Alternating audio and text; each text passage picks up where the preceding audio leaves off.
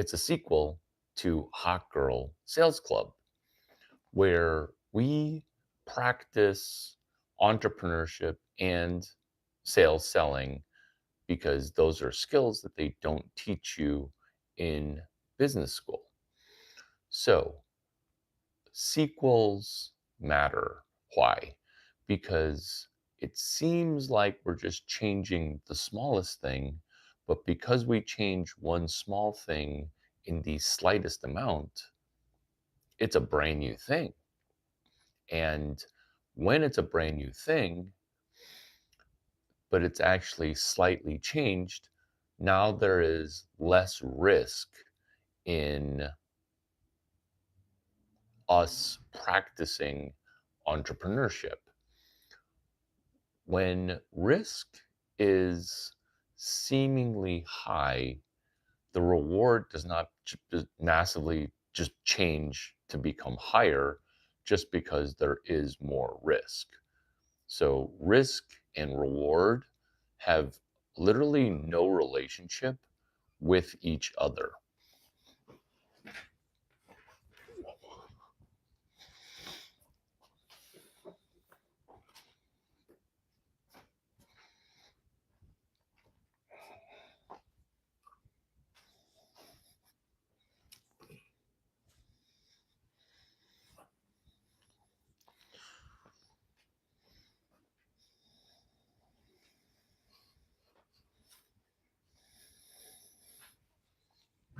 Reward is in and of itself just the collection of value.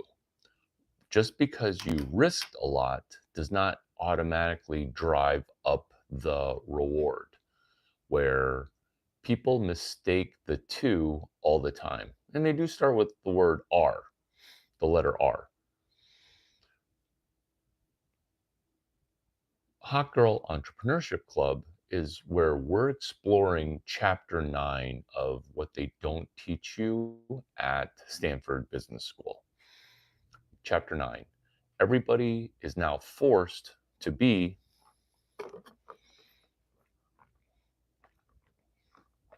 a little bit entrepreneurial. When the concept of sales club within entrepreneurship, within forcing us to be partially entrepreneurial, is an R, components to independent work and the concept in business of everybody for themselves in a more accountability standpoint. So the rules of business are skewed towards rich people and poor people.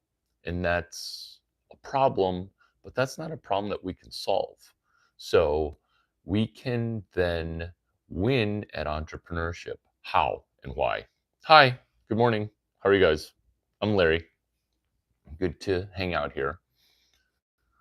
We're exploring a fun topic, which is Hot Girl Entrepreneurship Club within Hot Girl Sales Club, within joke franchises, within and inside of nearly stand up comedy, but all of this stuff is true.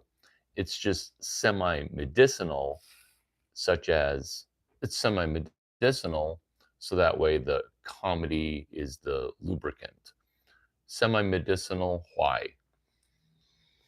Because the economy is forcing people to be independent contractors, where an employer doesn't want to take a risk on us, where we train on the job and we start to help the company make money in 6 months or a year.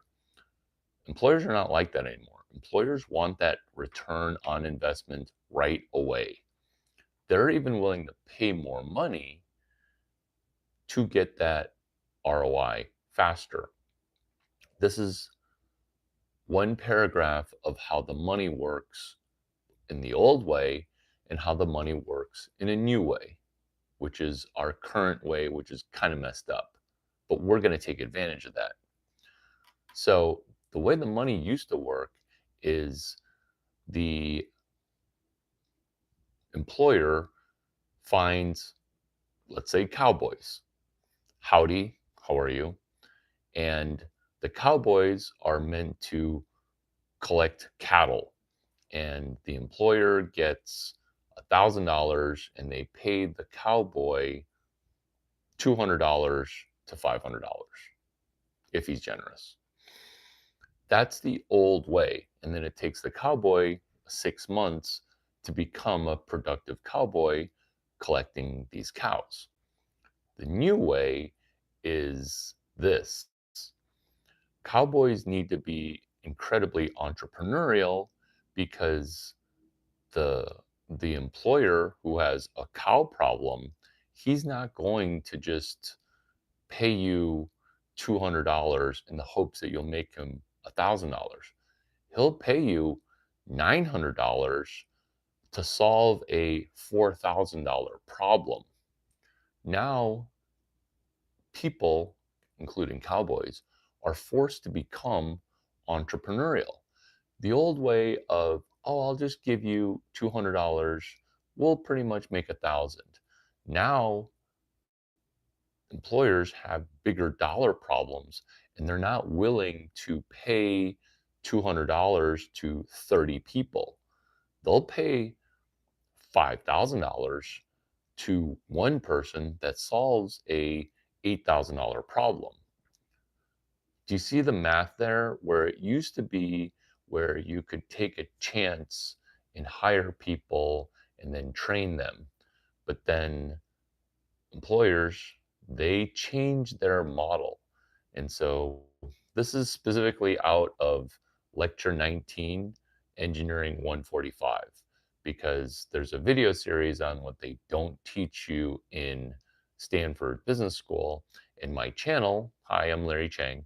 My channel is what they don't teach you in school. And the focus of this video, with a cute little title of Hot Girl Entrepreneurship Club and Hot Girl Sales Club, the focus of this is sales entrepreneurship and then becoming slightly more entrepreneurial in order to help us with the current job environment, where the current job environment is forcing so many people to become entrepreneurial. Let's go. Something that is the hardest thing to do in transitioning to entrepreneur is sales and selling skills.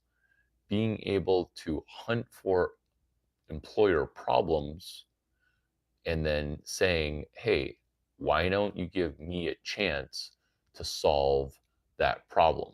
That's a sales process. That's an influence process.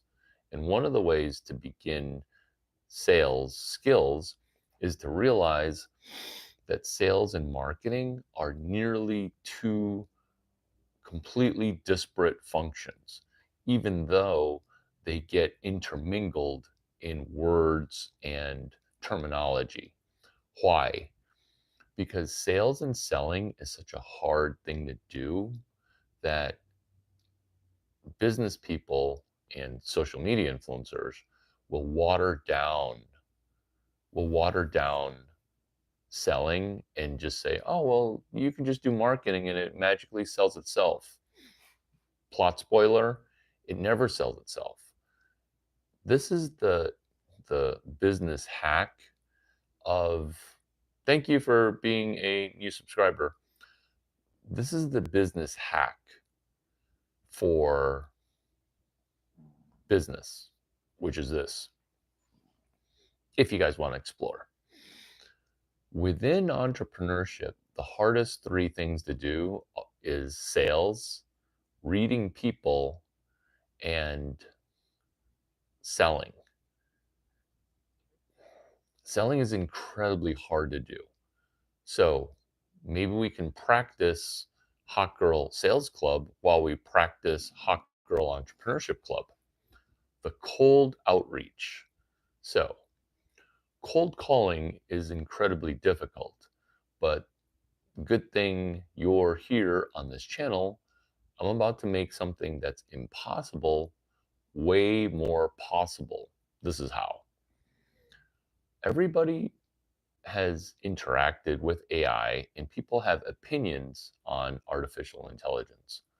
But what if you asked a smart Asian for Asian intelligence, what do I do with AI to solve the sales and selling problem? What a terrific question. Let me repeat that.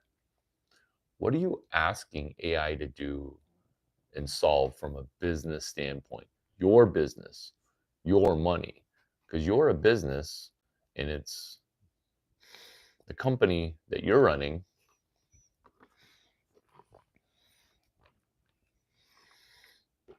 The company that you're running is you incorporated. This is the answer to what would you do with AI to solve the cold open sales is hard component. I'm going to bullet point 8 bullet points. So probably super beneficial for you to grab a pen. Super beneficial for you to grab your pen. Do you like how I time delayed it so that way these bullet points don't surprise you? Let's go. 1, being able to use AI. This is 1. Seriously, grab a pen because when I give you bullet point number 3, what?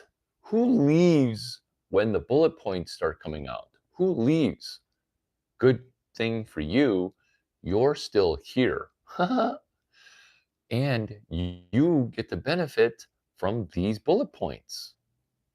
Here we go. Number 1. Because what's going to happen is when we get to number 3, you're going to be like, oh my God, 1 and 2 are amazing. Number 1, using AI to prompt and propel forward using posts that are generated that are prompted by us. Here's an example of that. So let's say we take this video and then we add the component of selling our first thing on eBay. What we've done is we've created a brand new video. We've now participated in the channel of what they don't teach you in school.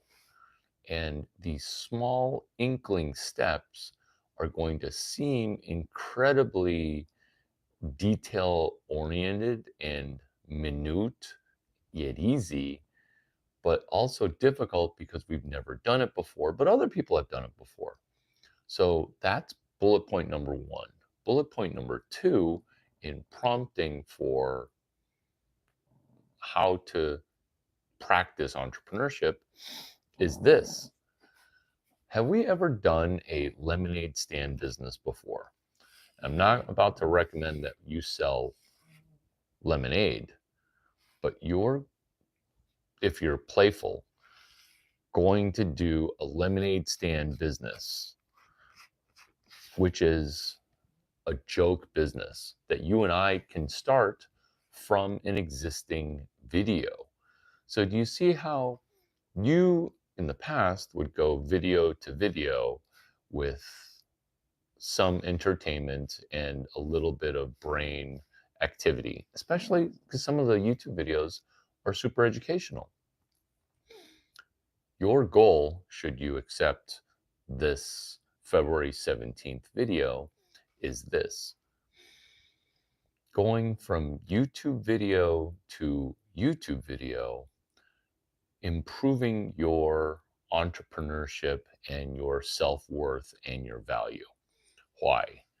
Because what then you'll be doing is you'll be coding your brain while you're programming the algorithm, while you're prompting artificial intelligence to be of service to you versus hoping that whatever you're hoping, I don't know what you're hoping. Bullet point number 3, moving right along, is taking the YouTube favorite videos, assembling them into a playlist. And let's say you've been remiss and re- relaxed on categorizing the YouTube videos that you watch. Coming up with a playlist is like a topic tree, and now you are intellectually mimicking a future version of yourself, which leads to bullet point number 4, where your content, should you pick a focus for self improvement or monetary improvement, is in and of itself as valuable, if not more valuable and more popular than my channel, which I've kind of been working on for a while. You get to surpass that quicker. Why? Because nobody likes to be lectured to. They like to be exposed the truth.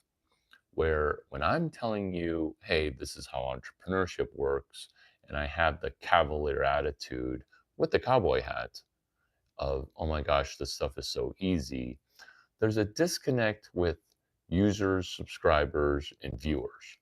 But when you do it, your impact is like a Shelby Sapp, who I will tell you about in a moment. Why? Because you just heard the video, a Larry Chang video. Hi. Hi from both of us. Hi from both of us. You just heard this video and you just made an improvement. And then that video is going to explode in popularity. Why? Because you took a video that was recent and you took some simple steps in a straightforward notebook, and then you won at, hey, I took a thing,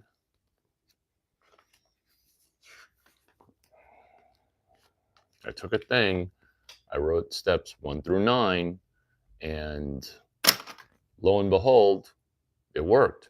Who's Shelby Sapp?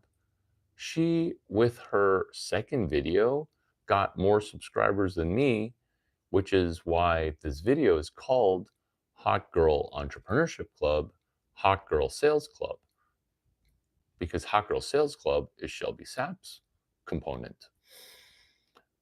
Do you guys see the value of creating something for yourself while you're documenting a YouTube video? This is how almost everybody else does it. They dabble in it secretly, and if it fails, they kind of stop. And if that's been you in the past, don't beat yourself up. This is how everybody does it. This is how I did it.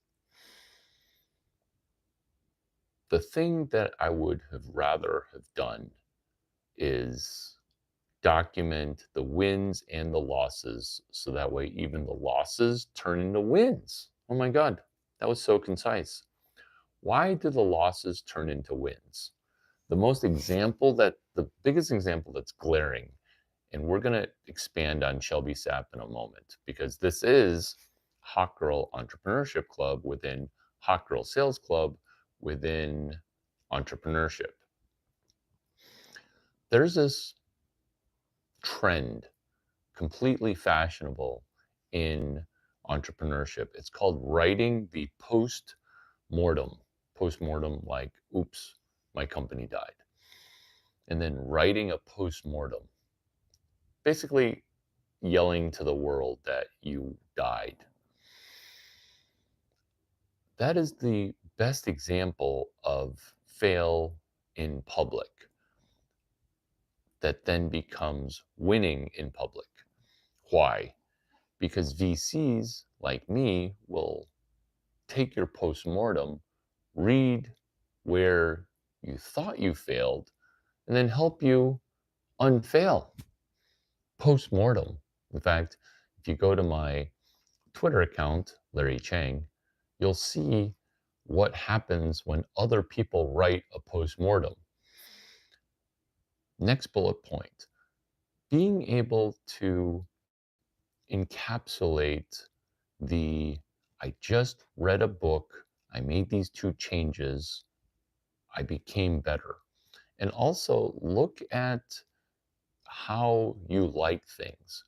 Because if you're hesitant to like things like this video, you're going to not like yourself when you create actually really good results.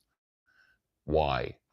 Because you're going to be slow to like yourself and somewhat self sabotaging, such as, I know you're enjoying this video because this content during this time has been incredibly concise, simple, straightforward, and actionable. But then why are you slow to not necessarily subscribe, but why are you slow to like? And why are you slow to win? Why are you slow to win?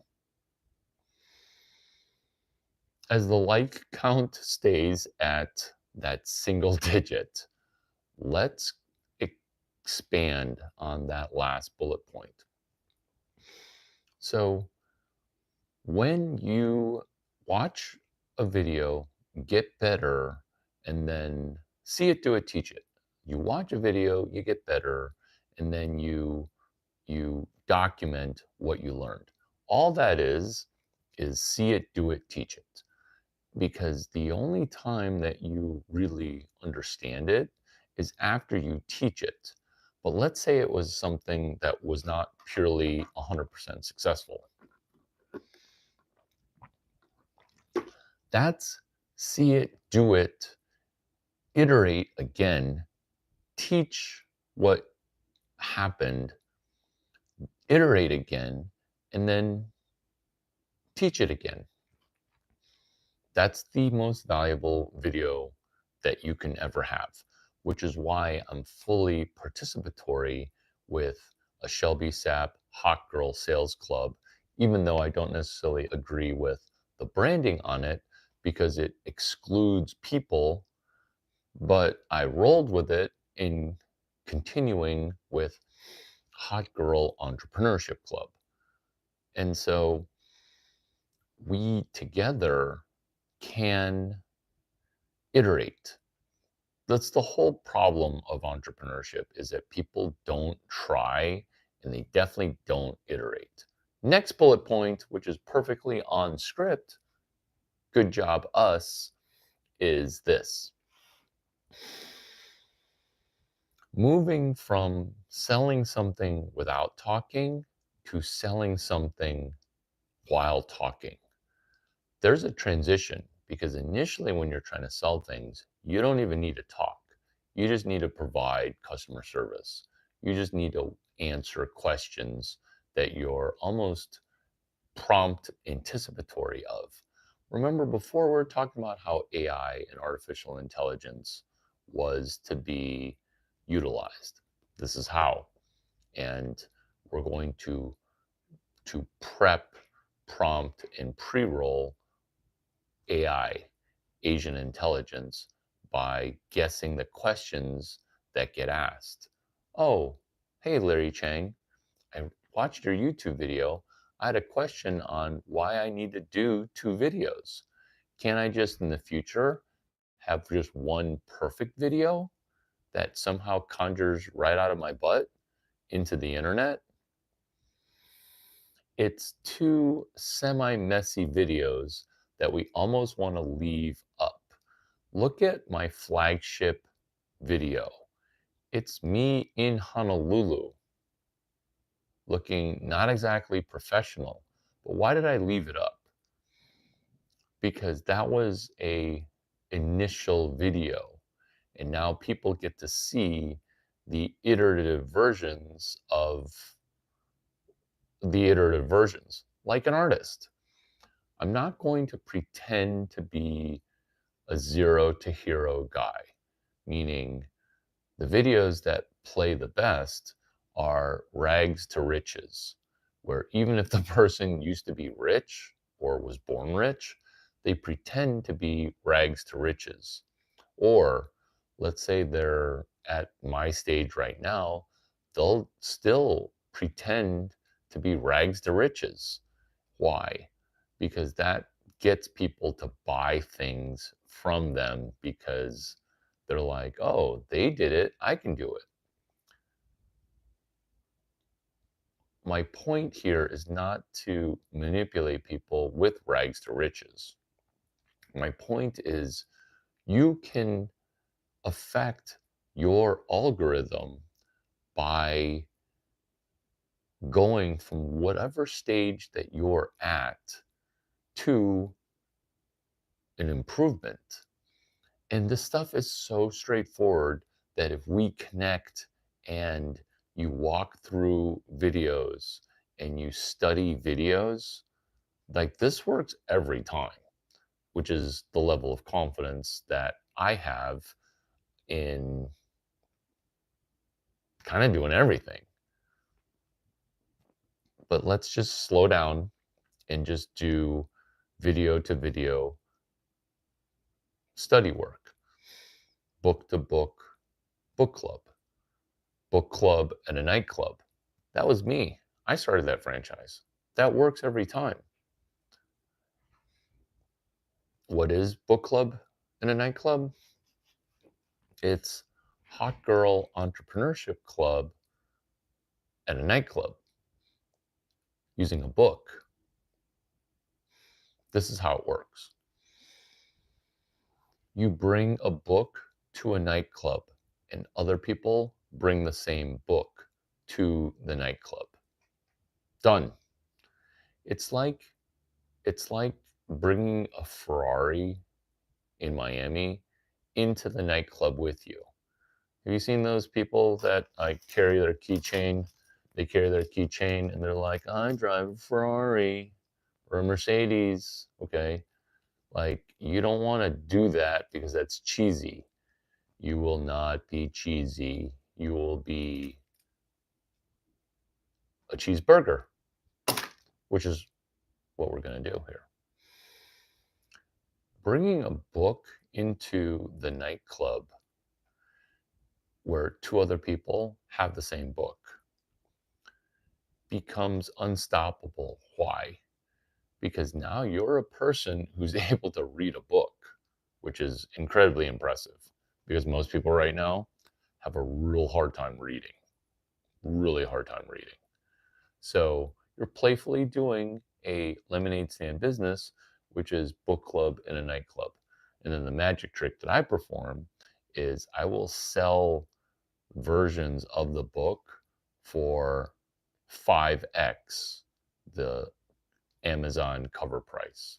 Let me repeat that. When people want to like buy my book or join book club, they have to buy a book from me that I'm carrying that's like, hey, if you want to join our book club, it's going to be $120. Are you in? And they're like, oh, I don't know. $120 is a lot. I could just buy it on Amazon for $80 or $15. That's when prompting and AI kick in, which is, well, if you would have had page 127, you would not have needed to write a postmortem. Do you like that callback for postmortem? Because what you're doing is you're saying if you would have already read this book, you'd already be rich.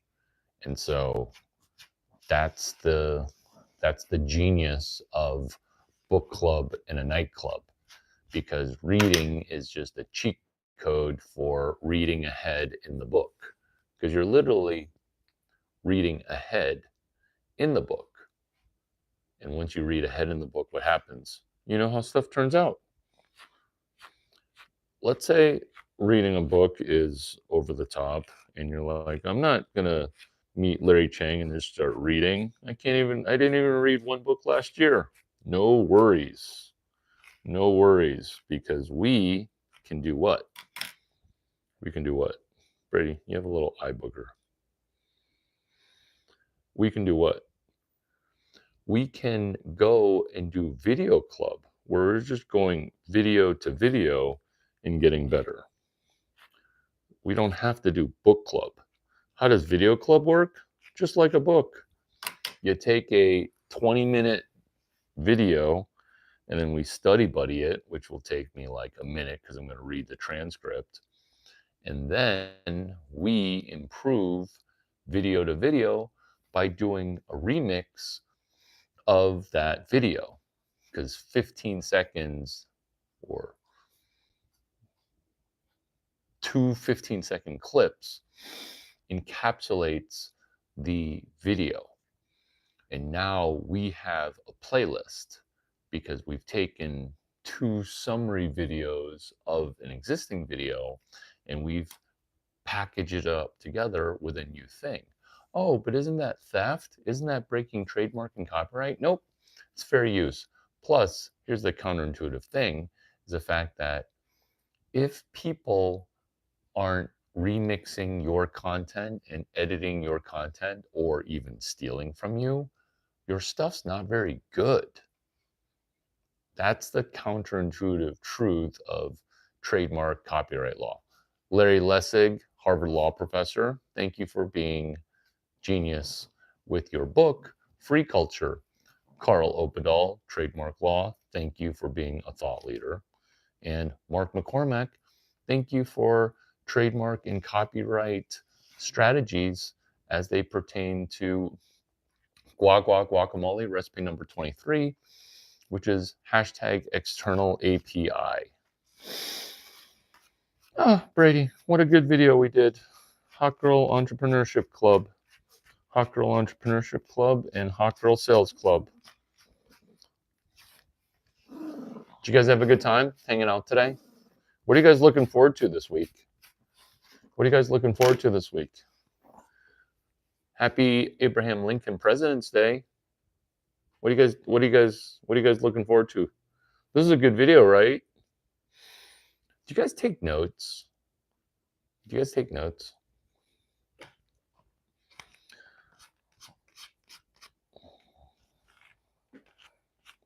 The biggest life hack is when in sales and selling is when a potential employer or a person with money is talking, you just write stuff down. You write stuff down, and then 4 days later, you add a little bit of notes. They will literally throw money at you. Let me walk through the whole thing. Important person says something. You write it down and say, hey, can you repeat that? Then 2, 3, 4 days later, 5 hours later, doesn't matter. You text, email, contact them. And you're like, hey, I took this little piece of paper and I wrote down more notes because I did a little bit of research for you. That's called doing your homework. That's called winning at entrepreneurship. That's called Hot Girl Entrepreneurship Club.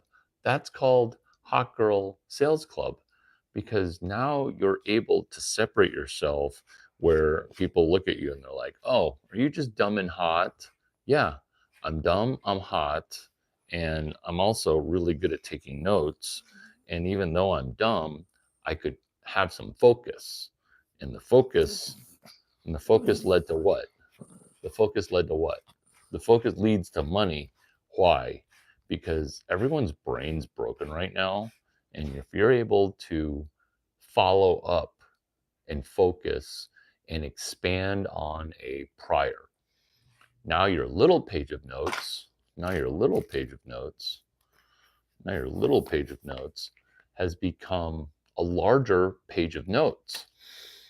Incredibly valuable. Why?